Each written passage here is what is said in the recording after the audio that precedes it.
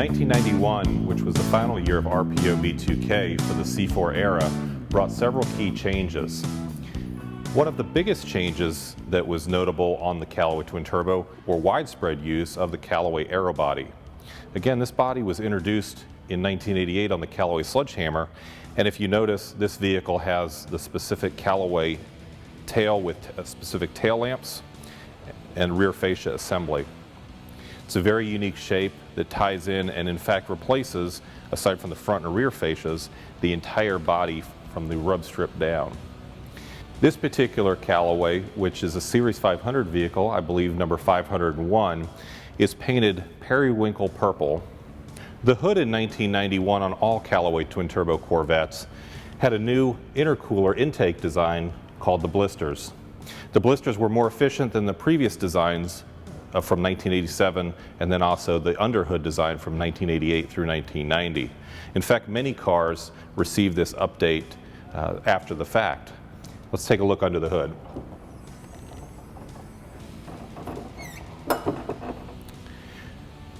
The ducting remains in the same place to feed the intercoolers on the bottom side of the hood, but you can also see that the air cleaner assembly has been changed once again for 1991 with the inclusion of a new elbow that feeds to the Wonder Bar and then subsequently to the turbochargers.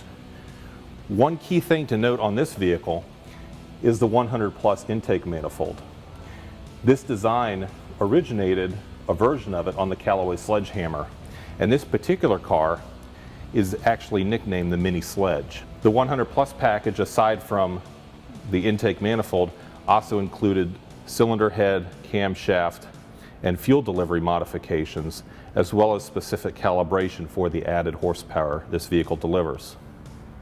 This particular car, which is a 100 plus car, delivers 525 horsepower. And when you compare that to the original 403 horsepower, it's not only more powerful, but because it's a 100 plus car, because it's a Series 500 car with the aero body and custom paint, it becomes much more valuable in the process.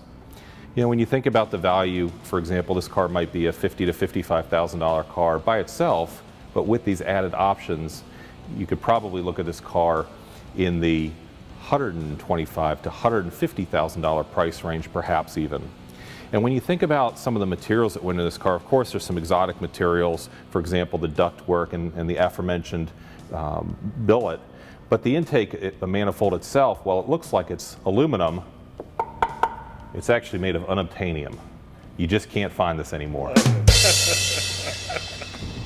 In the 1990 and 1991 model year cars, because the interior was revised, the location of the boost gauge was relocated to the lower portion of the dashboard, and the number plaque was relocated to underneath the radio, whereas before it was typically located in front of the shifter mechanism. So those are just a couple of the unique differences between the earlier 87 to 89 cars and then the 90 to 91 V2K cars. There were only about a half a dozen 100 plus cars delivered, beginning with a 1987 model, and then a couple in 1988 and 1990, and then also this 1991. So if you come across one of the 100 plus models, consider it a true find.